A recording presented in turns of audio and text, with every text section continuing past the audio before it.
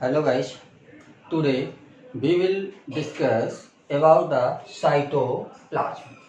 Cytoplasm जैसे कि आपको पहले बताया गया है कि प्लाज्मा मेम्ब्रेन के अंदर और न्यूक्लियर मेम्ब्रेन के बाहर और प्लाज्मा मेम्ब्रेन के अंदर जो लिक्विड भरा रहता है उसको हम बोलते हैं साइटोप्लाज्म। और अगर हम इसमें न्यूक्लियस को इंक्लूड कर लेते हैं तो इसको हम बोलते हैं प्रोटोप्लाज्म। तो साइटोप्लाज्म के बारे में हमें यहाँ डिस्कस करना है। तो साइटोप्लाज्म की डेफिनेशन क्या है कि cytoplasm present between the plasma membrane and the nuclear membrane. ये प्लाज्मा मेम्ब्रेन है और ये न्यूक्लियर मेम्ब्रेन है। इसके बीच में जो पूरा लिक्विड भरा हुआ है इस लिक्विड को हम बोलते हैं साइटोप्लाज्म। और इस साइटोप्लाज्म में बेसिकली हमें दो तरह की डेंसिटी दिखाई देती है। जो अंदर वाली होती है ये अंदर वाली मोर ग्रैनुलर होती है, जबकि बाहर वाली काफी क्लियर होती है। तो बाहर वाले क्लियर पोर्शन को बोलते हैं एक्टोप्लाज्म। तो साइटोप्लाज्म के बाहर वाला पोर्शन जो कि क्लियर है, जिसमें ग्रैन्यूल्स कम प्रेजेंट होते हैं, इसको हम बोलते हैं एक्टोप्लाज्म। और अंदर वाला पोर्शन जिसमें जो कि ज्यादा ग्रैनुलर होता है इसको हम बोलते हैं इंडोप्लाज्म। तो साइटोप्लाज्म को हम दो पार्ट में डिवाइड करते हैं, एक्टोप्लाज्म एंड इंडोप्लाज्म। अगर साइटोप्लाज्म को हम बेसिकली देखें तो साइटोप्लाज्म साइटोसोल, सेल ऑर्गेनेल और इंक्लूजन बॉडीज से मिलकर बना हुआ होता है। साइटोसोल, सेल ऑर्गेनेल्स और इंक्लूजन बॉडीज में वही रिजर्व फूड, एक्सक्रीटरी मटेरियल वगैरह प्रेजेंट होता है। और cell organelles endoplasmic reticulum, Golgi body, mitochondria, अगर वो एनिमल है तो प्लांट है तो उसमें प्लास्टिक्स। तो ये सब हटा दें तो बचा हुआ जो सॉल्यूशन बचता है उसको हम बोलते हैं साइटोसोल। तो साइटोप्लाज्म साइटोसोल, सेल ऑर्गेनेल्स और इंक्लूजन बॉडीज से मिलकर बना हुआ होता है। साइटोसोल बेसिकली ट्रांसपेरेंट सॉल्यूशन होता है जिसमें कुछ प्रोटीन्स के फाइबर्स प्रेजेंट होते हैं। इन प्रोटीन्स के फाइबर्स को हम बोलते हैं साइटोस्केलेटन। तो साइटोसोल में क्या होता है, ट्रांसपेरेंट सॉल्यूशन होता है और साइटोस्केलेटन्स प्रेजेंट होते हैं। और ये साइटोस्केलेटन्स क्या है, प्रोटीन के फाइबर्स। अगर हम ट्रांसपेरेंट सॉल्यूशन को देखें तो इसमें हमें दो टाइप के सॉल्यूशंस नजर आते हैं, एक ट्रू सॉल्यूशन और दूसरा कोलाइडल सॉल्यूशन। ट्रू सॉल्यूशन की बात करें तो ट्रू सॉल्यूशन मोर होमोजीनस होगा, बिल्कुल होमोजीनस होगा, एकदम मिक्स होगा। जैसे पानी में शक्कर घोल लेते हैं तो शक्कर और पानी में कहीं डिफरेंशिएशन नहीं हो पाता है, कहाँ शक्कर है और कहाँ पानी। तो इस तरह के सॉल्यूशन को हम बोलते हैं ट्रू सॉल्यूशन बोलते हैं इस तरह के सॉल्यूशन को। और ये ट्रू सॉल्यूशन में 90% वाटर होता है, साल्ट्स प्रेजेंट होते हैं, शुगर्स प्रेजेंट होते हैं, न्यूक्लियोटाइड्स प्रेजेंट होते हैं, अमीनो एसिड प्रेजेंट होते हैं, विटामिन प्रेजेंट होते हैं और ट्रेसेस में गैसेस डिजॉल्व कंडीशन में होती है। जैसे कार्बन डाइऑक्साइड, ऑक्सीजन, ये सारी गैसेस मिक्स्ड रहती हैं, डिजॉल्व रहती हैं। तो true solution water, salt, sugar, nucleotide, amino acid, vitamin और गैसेस के सॉल्यूशन से बनता है और ये होमोजीनस मिक्सचर होता है। दूसरी तरह का सॉल्यूशन होता है कोलाइडल सॉल्यूशन।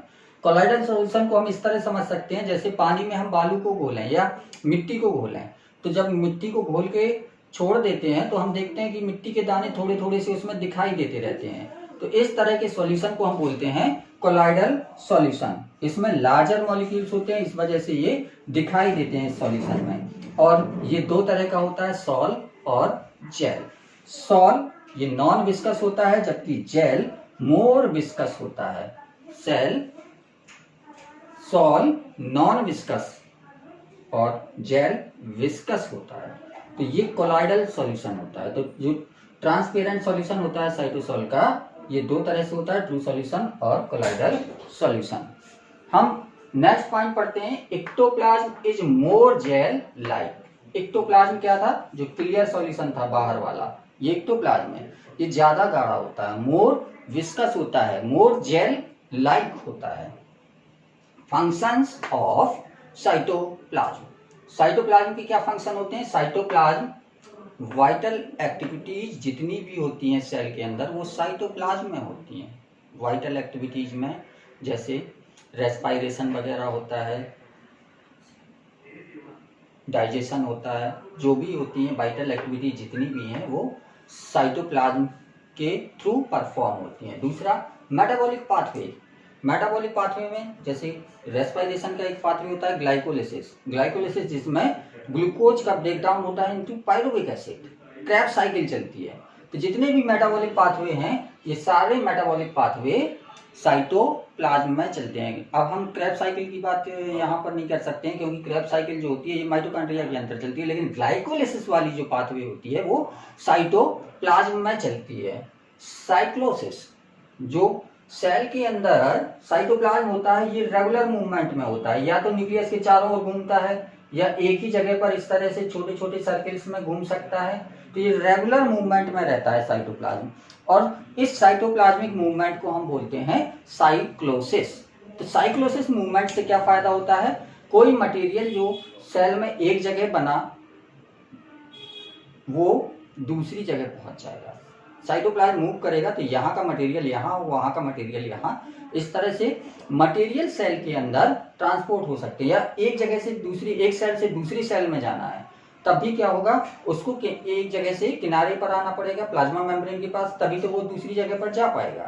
तो साइक्लोसिस क्या करते हैं, ट्रांसपोर्ट ऑफ मटेरियल में हेल्प करते हैं। तो these are the functions of the cytoplasm. अब हम सेल ऑर्गेनेल्स के बारे में पढ़ते हैं। साइटोप्लाज्म में आपने देखा था कि साइटोसॉल होते हैं, सेल ऑर्गेनेल्स होते हैं और इंक्लूजन बॉडीज होती हैं। तो साइटोसॉल के बारे में आपको बता दिया, साइटोसॉल के फंक्शन या साइटोप्लाज्म के फंक्शंस हमने देख लिए। अब हम आते हैं सेल ऑर्गेनेल्स पर। तो सेल ऑर्गेनेल्स में पहला सेल ऑर्गेनेल जो होता है ये होता है इंडोप्लाज्मिक रेटिकुलम। Endoplasmic reticulum. और ये इंडोप्लाज्मिक रेटिकुलम क्या होती है, इंडोप्लाज्मिक रेटिकुलम जो न्यूक्लियर मेम्ब्रेन होती है, न्यूक्लियर मेम्ब्रेन आपको बताया था 2 मेम्ब्रेन बाउंड स्ट्रक्चर है, डबल मेम्ब्रेन होती है इसमें, और इसकी जो आउटर मेम्ब्रेन होती है उसके एक्सटेंशन से कुछ ट्यूब लाइक स्ट्रक्चर्स निकलते हैं जो कि प्लाज्मा मेम्ब्रेन तक जाते हैं। इन एक्सटेंशंस को हम बोलते हैं इंडोप्लाज्मिक रेटिकुलम। और बेसिकली ये 2 तरह के होते हैं, रफ इंडोप्लाज्मिक रेटिकुलम और smooth endoplasmic reticulum. Rough endoplasmic reticulum, अगर इस इंडोप्लाज्मिक रेटिकुलम में राइबोसोम अटैच्ड हैं तो ये खुरदरा सा दिखाई देता है, इसको हम बोलते हैं रफ इंडोप्लाज्मिक रेटिकुलम। और अगर इनमें राइबोसोम अब्सेंट है तो इसको हम बोलेंगे स्मूथ इंडोप्लाज्मिक रेटिकुलम। बेसिकली ये जो ट्यूब लाइक स्ट्रक्चर्स होती हैं इसमें 3 पोर्शंस होते हैं, सिस्टर्नी, ट्यूब्यूल्स और वेसाइकल। सिस्टर्नी जो इस तरह से ट्यूब लाइक होंगी इनको हम बोलेंगे सिस्टर्नी। ट्यूबुलर जिसमें ब्रांचेज होंगी उनको हम बोलेंगे ट्यूबुलर। ट्यूब लाइक दोनों हैं लेकिन ये स्मूथ है, इनमें कोई ब्रांचिंग नहीं है और ये ब्रांच्ड हैं। तो इनिशियली कंडीशन में देखें तो हमें क्या मिलती है, सिस्टर्नी, उसके बाद हमें क्या मिलेगी, ट्यूब्यूल्स, और लास्ट में जो थैले जैसे स्ट्रक्चर होते हैं इनको हम बोलते हैं वेसाइकल्स। ये वेसाइकल्स बीच बीच में पड़े रहते हैं, ट्यूब्यूल्स और सिस्टर्नी के बीच बीच में पड़े रहते हैं। तो 3 तरह के स्ट्रक्चर होते हैं, सिस्टर्नी, ट्यूब्यूल्स और वेसाइकल, जिनसे इंडोप्लाज्मिक रेटिकुलम का फॉर्मेशन होता है। इंडोप्लाज्मिक रेटिकुलम का फॉर्मेशन होता है। और इंडोप्लाज्मिक रेटिकुलम के बारे में हमें एक बात याद रखनी है कि ये आरबीसी में अब्सेंट होते हैं, बाकी सारी सेल्स में ये प्रेजेंट होंगे लेकिन आरबीसी में ये अब्सेंट होते हैं। आरबीसी में अब्सेंट होते हैं। और आरबीसी में इंडोप्लाज्मिक रेटिकुलम अकेला नहीं, मैच्योर आरबीसी की बात करें तो इसमें ज्यादातर सेल ऑर्गेनेल अब्सेंट होंगे, न्यूक्लियस भी इसमें एब्सेंट होगा। अगर हम ह्यूमन की आरबीसी की बात करेंगे तो इसमें न्यूक्लियस भी नहीं होगा। तो आरबीसी में इंडोप्लाज्मिक रेटिकुलम एब्सेंट होते हैं। अब हम देखते हैं फंक्शंस ऑफ इंडोप्लाज्मिक रेटिकुलम। तो फंक्शन की बात करें कि स्केलेटल फ्रेमवर्क बनाते हैं। जैसे हमारी बॉडी में स्केलेटल सिस्टम होता है, तो स्केलेटल सिस्टम से हमें क्या फायदा होता है कि स्केलेटल सिस्टम की वजह से ही हम सीधे खड़े रहते हैं। अगर हमारे अंदर स्केलेटल सिस्टम नहीं होता तो हम इस तरह से इरेक्ट खड़े नहीं हो सकते थे, ना ही हम मूवमेंट कर सकते थे। तो जब मूवमेंट नहीं कर सकते हैं, इरेक्ट खड़े नहीं हो सकते हैं, तो क्या बोल सकते हैं कि हमारी बॉडी को रिजिडिटी प्रोवाइड कराते हैं। उसी तरह सेल में ये इंडोप्लाज्मिक रेटिकुलम होते हैं। सेल जो एनिमल सेल को अगर देखें, प्लांट की सेल में तो सेल वॉल होती है, उसकी वजह से शेप होता है, लेकिन एनिमल सेल में तो कोई हार्ड स्ट्रक्चर बाहर से होता नहीं है, तो अंदर की जो इंडोप्लाज्मिक रेटिकुलम है यही तो इसको एक्सपेंड करके रखेंगे, तो एक्सपेंड करके रखेंगे, उसका प्रॉपर शेप प्रोवाइड कराएंगे इंडोप्लाज्मिक रेटिकुलम, इसलिए इनको हम बोलते हैं कि ये स्केलेटल फ्रेमवर्क हैं, मतलब सेल को प्रॉपर शेप देते हैं। दूसरा फंक्शन होता है डिस्ट्रीब्यूशन ऑफ सेल मटेरियल। ये क्या करते हैं कि न्यूक्लियस के अंदर कोई मटेरियल है, उस मटेरियल को अपने अंदर लेंगे और इनका ट्रांसपोर्ट कर देंगे सेल में डिफरेंट पोजीशन पर या फिर दूसरी सेल तक, क्योंकि बाहर तक ले आएंगे उस मटेरियल को, और बाहर से यहाँ पर प्लाज्मोडेस्माटा होगा, प्लाज्मोडेस्माटा की वजह से ये दूसरी सेल में चले जाएंगे। तो न्यूक्लियस के अंदर के मटेरियल को दूसरी सेल तक भेज सकते हैं, मतलब डिस्ट्रीब्यूशन कर सकते हैं सेल मटेरियल का। जो स्मूथ एंडोप्लाज्मिक रेटिकुलम होती हैं, इनका फंक्शन होता है कि ये लिपिड की सिंथेसिस में हेल्प करते हैं। स्मूथ एंडोप्लाज्मिक रेटिकुलम लिपिड की सिंथेसिस में हेल्प करते हैं, ये याद रखना है कि रफ एंडोप्लाज्मिक रेटिकुलम जो होता है ये प्रोटीन की सिंथेसिस, इसमें तो राइबोसोम अटैच है और राइबोसोम साइट्स होती है प्रोटीन सिंथेसिस की, राइबोसोम के बिना प्रोटीन सिंथेसिस नहीं हो सकती है। और रफ एंडोप्लाज्मिक रेटिकुलम में क्या होता है, रफ एंडोप्लाज्मिक रेटिकुलम में राइबोसोम्स की वजह से प्रोटीन की सिंथेसिस होती है, तो रफ एंडोप्लाज्मिक रेटिकुलम प्रोटीन की सिंथेसिस में हेल्प करेंगे, जबकि स्मूथ एंडोप्लाज्मिक रेटिकुलम लिपिड की सिंथेसिस में हेल्प करेंगे। कुछ स्पेशल फंक्शंस होते हैं एंडोप्लाज्मिक रेटिकुलम के, जैसे smooth endoplasmic reticulum liver cells की जो होती है, लिवर सेल में जो स्मूथ एंडोप्लाज्मिक रेटिकुलम होगा ये डिटॉक्सिफिकेशन करेगा, मतलब बहुत से ऐसे मटेरियल, जब डिफरेंट केमिकल रिएक्शंस होती हैं तो ऐसा नहीं है कि हर एक केमिकल जो यूजफुल होगा वही बनेगा, कुछ हार्मफुल प्रोडक्ट्स भी बन जाते हैं, तो वो क्या कहलाते हैं, टॉक्सिक, हमारी बॉडी को नुकसान करेंगे, इसलिए हम उनको बोलते हैं टॉक्सिक। और उन टॉक्सिक मटेरियल को लिवर के अंदर जो स्मूथ एंडोप्लाज्मिक रेटिकुलम होते हैं वो इनको डिटॉक्सिफाई कर देते हैं, डिटॉक्सिफाई। इसके अलावा हम कुछ ड्रग्स वगैरह जैसे एस्प्रिन है, इंसेक्टिसाइड्स है, डीडीटी वगैरह, पेट्रोलियम प्रोडक्ट्स हैं, पॉल्यूटेंट्स हैं, ये सब भी हमारी बॉडी में बाहर से अंदर चले जाएंगे और ये भी टॉक्सिक होंगे, तो इनको भी स्मूथ एंडोप्लाज्मिक रेटिकुलम क्या करेगा, डिटॉक्सिफाई कर देगा। और अभी आपने देखा था कि स्मूथ एंडोप्लाज्मिक रेटिकुलम किसमें, लिपिड की सिंथेसिस में हेल्प करता है, और ये लिपिड अगर ग्लूकोज से मिल गया तो क्या बना लेगा, ग्लाइकोलिपिड, अगर ये फॉस्फेट से मिल गया तो फॉस्फोलिपिड बना लेगा, कोलेस्ट्रॉल बना लेगा, लिपिड से ही कोलेस्ट्रॉल बनता है। तो लिपिड की सिंथेसिस स्मूथ एंडोप्लाज्मिक रेटिकुलम में हो रही थी, और ये लिपिड डिफरेंट कंपाउंड से मिलकर ग्लाइकोलिपिड्स, फॉस्फोलिपिड्स, कोलेस्ट्रॉल वगैरह का फॉर्मेशन कर सकता है। और कुछ हार्मोन्स होते हैं हमारी बॉडी में जो केमिकल मैसेंजर की तरह वर्क करते हैं, हार्मोन्स। तो जब हम इंटीग्रेटिंग सिस्टम पढ़ेंगे तो वहां पर हम दो चीजें पढ़ेंगे, नर्वस सिस्टम और इंडोक्राइन सिस्टम। इंडोक्राइन सिस्टम और नर्वस सिस्टम दोनों इंटीग्रेटिंग या कोऑर्डिनेटिंग सिस्टम होते हैं जो हमारी बॉडी के कोऑर्डिनेशन में हेल्प करते हैं। तो इंडोक्राइन सिस्टम जो होता है इसमें हार्मोन्स निकलते हैं, और यही हार्मोन मेनली केमिकल मैसेंजर की तरह वर्क करते हैं, जो मैसेज लेके जाते हैं कि हमारी बॉडी को ये वाला एक्शन परफॉर्म करना है।